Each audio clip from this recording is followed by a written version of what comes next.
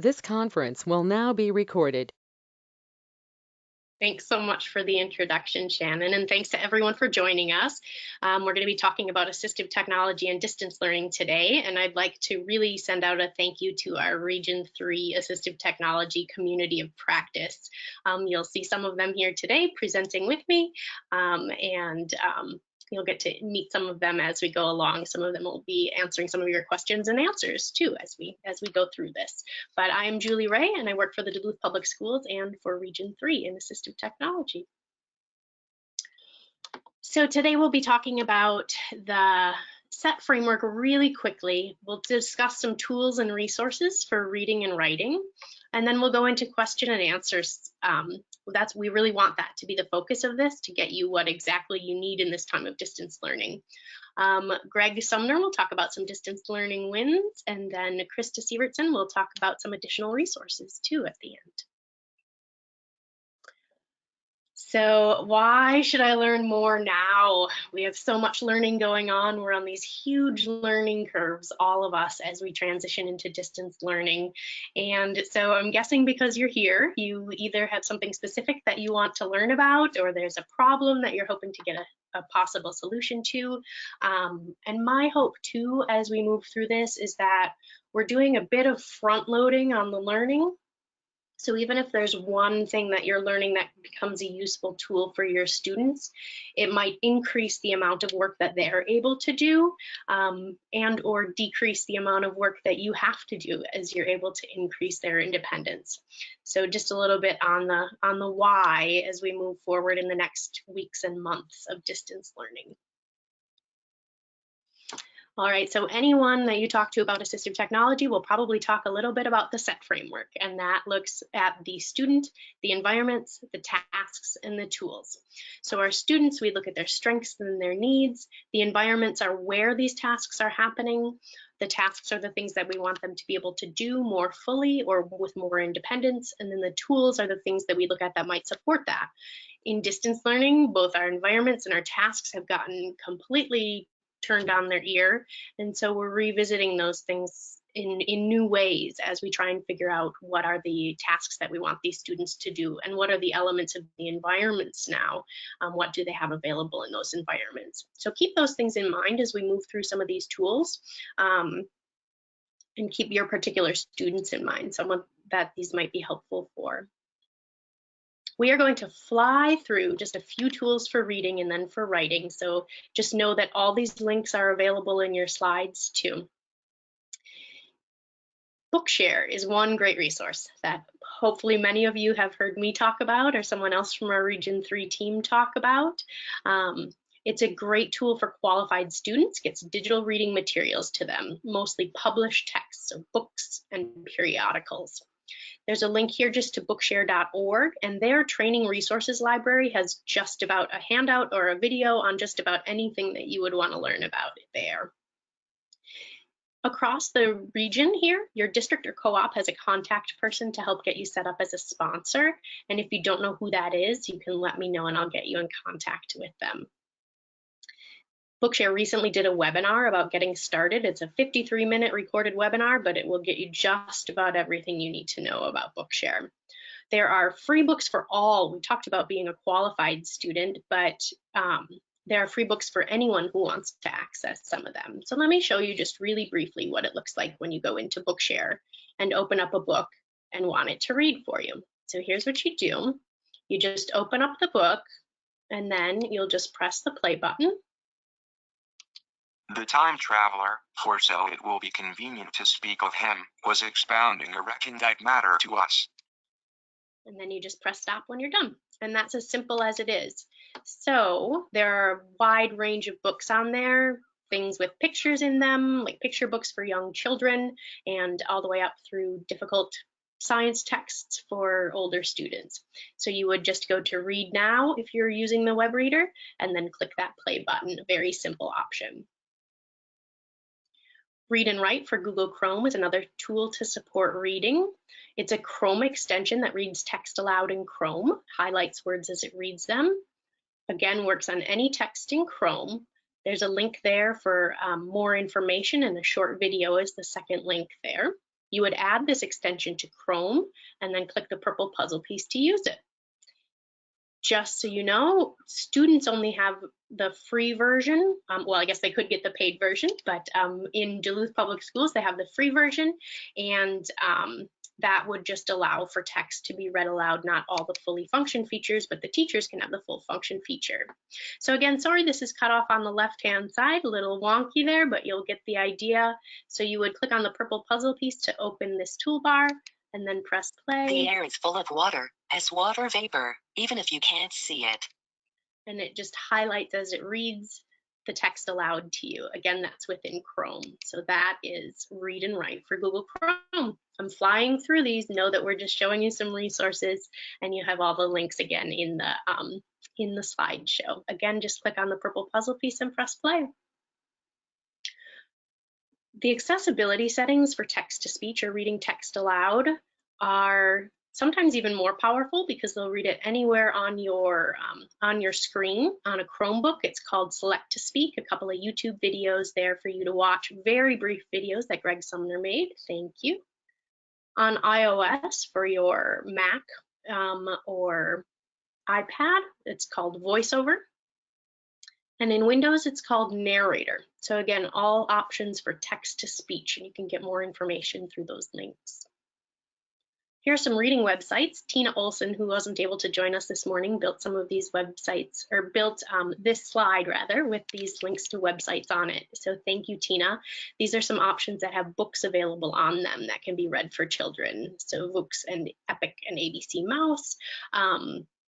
Again, and then Bookshare has a blog post about multiple options for different ebooks that are available. Quick tools for writing, voice typing in Google Docs and slides. This is a very simple option, a dictation tool where you just speak and it will type what you say. Again, it works in Docs and Slides. In Slides, it's just on the notes portion of the bottom, not within the body of the slide. So there's more information in those links there, but it's very simple. When you're in Docs or Slides, you just click on Tools, Voice Typing, or Control-Shift-S, and then you're good to go. So this is what it looks like in Google Docs. You would just click on Tools and then Voice Typing. Very simple option. Again, just as powerful, if not more, because these should work anywhere that you would put your cursor. On a Chromebook, it's dictation. Also on iOS and on Windows, but again, some videos and links to support pages to see exactly how you can use each of those options directly on the type of device that you're using. So again, we flew right through those, but they're just some options for you. Here again, thanks to Tina, are some writing resources for both writing and spelling. She's got K-12 Reader, Spelling City, and then some Brain Pop options on there too for looking at some additional content within writing and spelling. All right, so again, just a few quick resources for you to think about.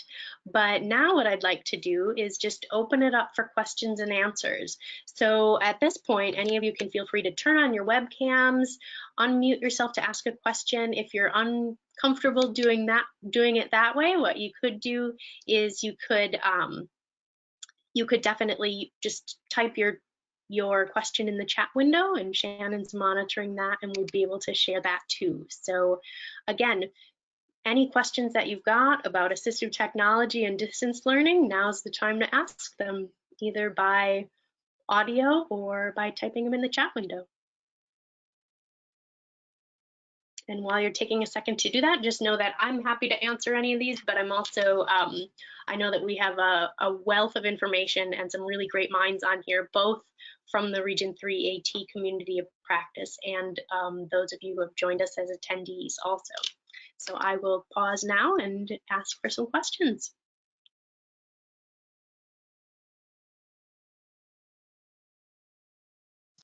Thanks, Julie. We do have a couple questions in the chat box. I can read those first while people are getting ready to ask any other questions. Terry wanted to mention another good reading site is storylineonline.net. And then Linda was wondering, are all books on Bookshare and the robotic voice? First, Terry, thank you for sharing that storyline option. Hopefully all of you can see that link in the chat window too. The robotic voice. So it's a good question. The voice within the web reader, which is the one that I showed you within Bookshare, is dependent on the voices that are on your device. So they all are digitized speech. They aren't an actual person reading the text. I always jokingly say it's not James Earl Jones reading your science text. It's going to be that digitized speech. But you do have some options within the settings to be able to choose the voice. Again, that depends on what your device has in terms of voices. That being said, that's within the web reader. If you go to the bookshare.org website, there are also a wide range of apps that are available, both on iOS, Android, that will give you even more options for voices. And I found that sometimes those within the app have a bit more of a natural sound to them. Still digitized speech, but a bit more of a natural sound that's a little easier to listen to. Thanks, Julie. And I just wanted to mention too, I downloaded an actual extension for the voice for the web reader, and that seemed to help a little bit. And let me see if I can look at the name. It's called Chrome OS US English Female. So it's quite the mouthful there, but just know that there is an option for that. And where are the apps that you just mentioned in the Bookshare to make the voice better? Yeah, if you go to bookshare.org, and I don't have the exact link, but there across the top of the website there on bookshare.org, there's a link about getting started. And I think one of those options is how to read books or something like that. And if you can't find it right off the bat, let me know. Or if someone out there who's doing a little bit of Googling right now wanted to post a link in the chat window too, that would be helpful.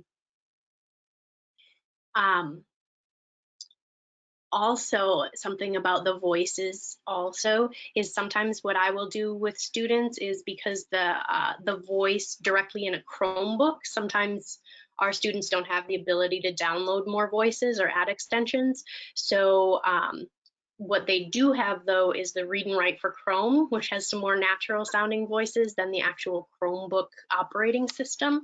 So sometimes using the read and write on top of that web reader can be another option, kind of like what Shannon was talking about too, using a different voice. Were you able to find that list of options on Bookshare with the apps?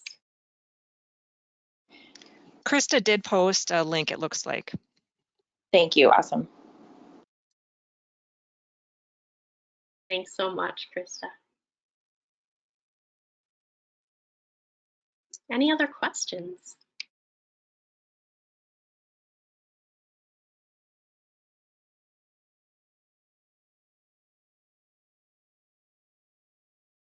I don't see anything else in the chat right now.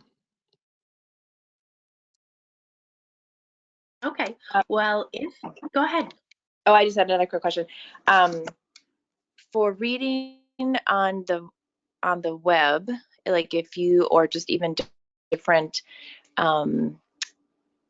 programs like on Google Classroom and so forth that teachers have set up, and you just want to, I'm just wondering, we've had a little trouble just trying to figure out how to read where it's not like an article that you've downloaded per se. It's almost like I just have to highlight the paragraph to get it read aloud. Is there, I don't know, any tricks to that? It's a little finicky, so I didn't know if there's just anything that you have, like if we didn't use read and write, we were using the Chromebook.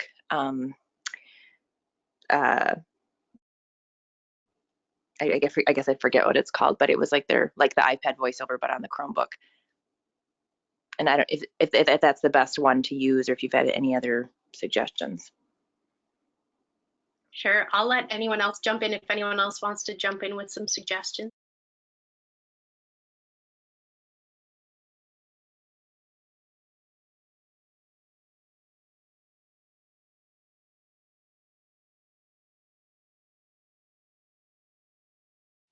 No other feedback right now. There was another question through the chat. How can students use Bookshare at home? The full version, not the free one.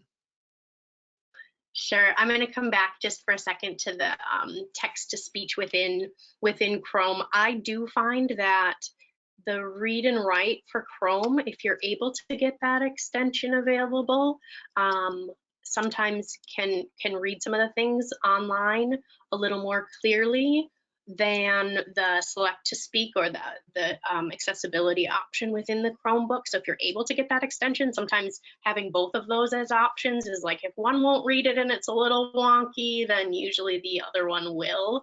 So sometimes having both of those to go back and forth, because you're right, they can be a little glitchy depending on how the text is embedded within the website. Sometimes it's not embedded as text exactly, but it's embedded as a picture or PDF or something like that. So hopefully that helps a little bit. Okay, Sometimes thank you. having two options. Yeah, two options to kind of toggle between. Less than ideal, but another option. To get Bookshare at home, you can definitely do that. Does anyone else have some experience with Bookshare they want to share about that? Hi, Julie, it's Krista. So I was able to set up Bookshare for at home for one of our students. It was really simple. I went on to the website and there was step-by-step instructions on what exactly to do, but I just needed to complete a basic form that certified that the student has a print disability and provide information to the parents. They gave me their email address and were able to get the full version of Bookshare set up for their student at home. I can't remember all of the details exactly, but it was really simple, and there was a document on Bookshare that just walked me through step by step. Beautiful. Yeah, the keyword you'll want to be looking for is an individual account. So we've got the organizational account, which is the one set up underneath the school or the co-op or the district. And then there will be the individual account, which is the piece that allows a student to search for their own books, all of that kind of piece. But either one they'd be able to access at home. It's a web-based account.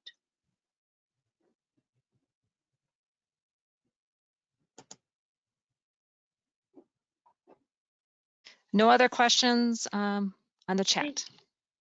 Great. Okay, well, we'll move forward, but just know that you can always contact me with any other questions or concerns or follow up about any of the items that are here, but I will go ahead and share my screen just for a second, just to bring up to show you that the next thing we're going to be moving to is some distance learning wins. So I'd like to introduce Greg Sumner to you. He's with the Northern Lights Special Education Co-op. Greg, are you ready to share with us? Let's go for it. Can you hear me all right? All right, okay. Well, good morning. Thanks for letting me jump on here. I got to set my timer. We're going to keep it short at 3 minutes. All right, so basically just going through kind of a DLW, a bit of the some good news knockoff here. So we're going through, I'm going to put this in the chat box just so you have a link to the links that I'm mentioning, because I'm just going to give just a little newscast on these things. So you can go back and follow up on them later if there's something of interest to you. So let me do this really quick here just so you have it immediately for yourself. Maybe it'll work, maybe it won't. Oops. So sorry, eating up some of my time here. Shouldn't have done that. All right, so anyways, we'll clear with that. There we go. What's that? I was going to mention I can take care of it, but you got it. You're good. All right, cool. All right, so here we go. So what this is a quick show about teacher-student stories, tangled in tech, ergonomics, and school-wide wins, basically distance learning wins, DLW. So this week we've got a story from Melissa Buck. She works at the Northern Lights Special Ed Co-op. Her quote is, "So far so good, a bit of a shift. I like it." So all the environments we're talking about today are remote. The student she's working with is a student that has a hearing loss, middle school age student. The task is self-advocacy. Sharing her lessons is a task she has to do, scheduling time to meet, and collecting data. And she does all of this with Google Calendar as her main platform. You'll notice the picture down here, how she's able to blend in all of her pieces into that. She's able to do screencasts with this. And the main point is she gets her students the skills they need to be able to self-advocate for their their disability. Great win, Melissa. Stacia Spee, she's our next story. She's in Moose Lake Elementary School. Her quote is, "I really like the option of sharing my screen with students so I can model use of the device or speech sounds." The student she has is a first grader that is nonverbal.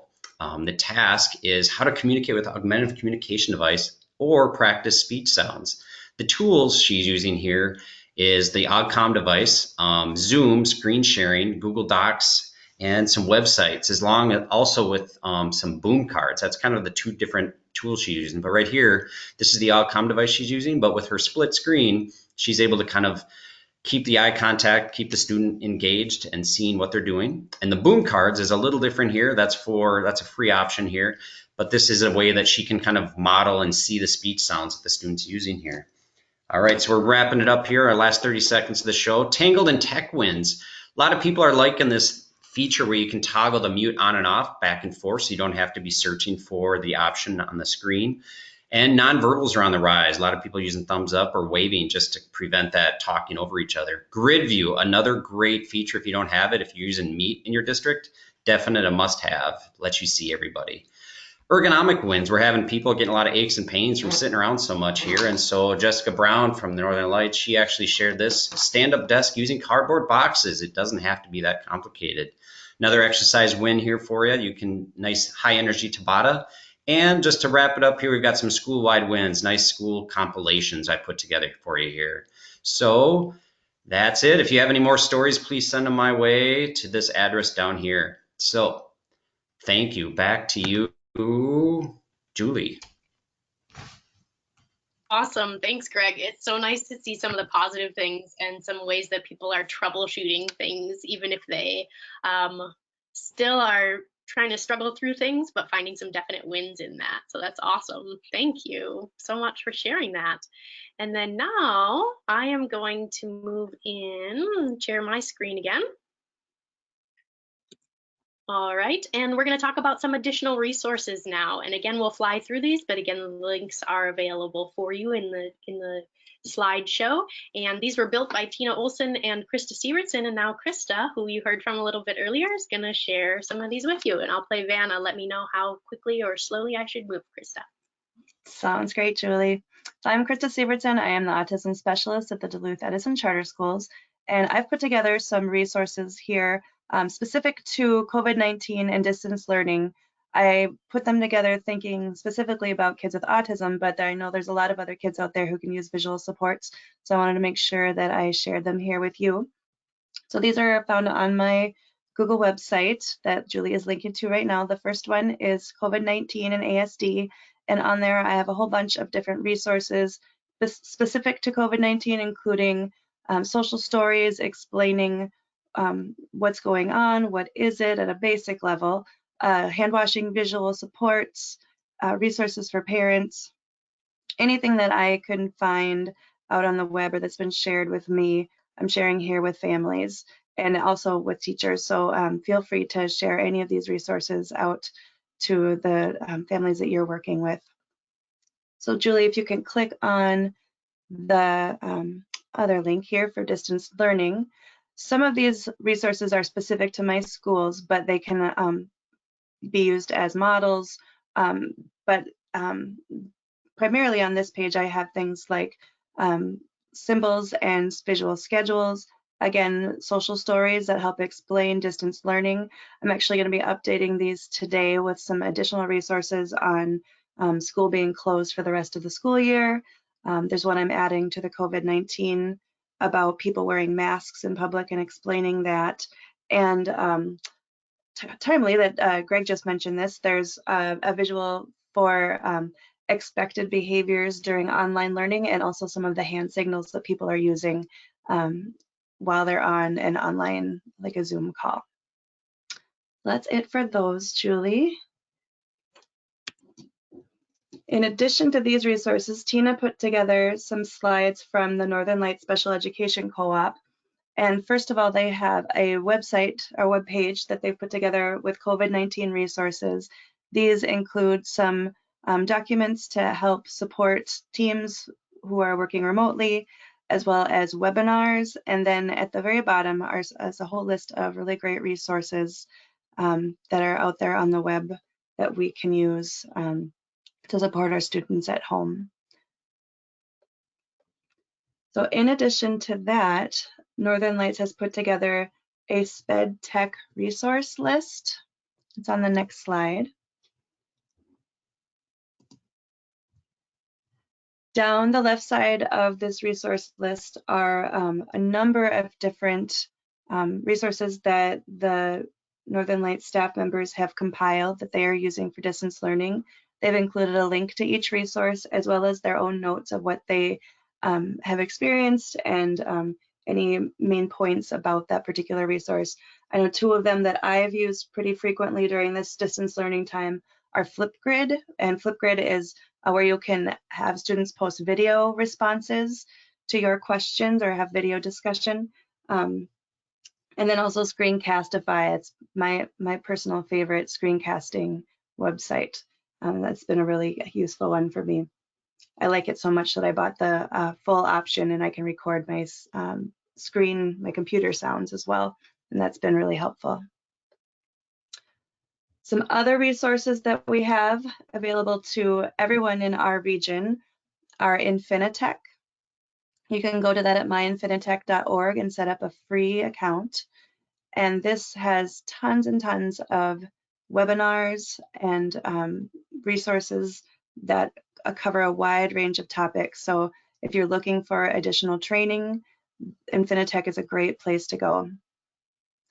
Lighthouse Center for Vision Loss also has a free program where they are, it's basically like a lending library where they're loaning out tools to support students at home. And it's important to note that these are not just for students with vision loss. This is for any disability area. So if you are looking for an AT device to trial, they can likely get it for us. So get in touch with Sherry Cook at the Lighthouse Center for Vision Loss, and she can help you set up a trial for up to 30 days to see if the device works for your student. I think that's it for me. All right. Thanks so much, Krista. I appreciate you sharing all those resources. They're going to be, I bet, really useful to a lot of people here. So thank you. I'm gonna, if you can see my screen there, just wanted to remind everyone that if you could take just 30 seconds and just pick one thing. We know that there's so much information flying at you at this point, and it can feel really overwhelming.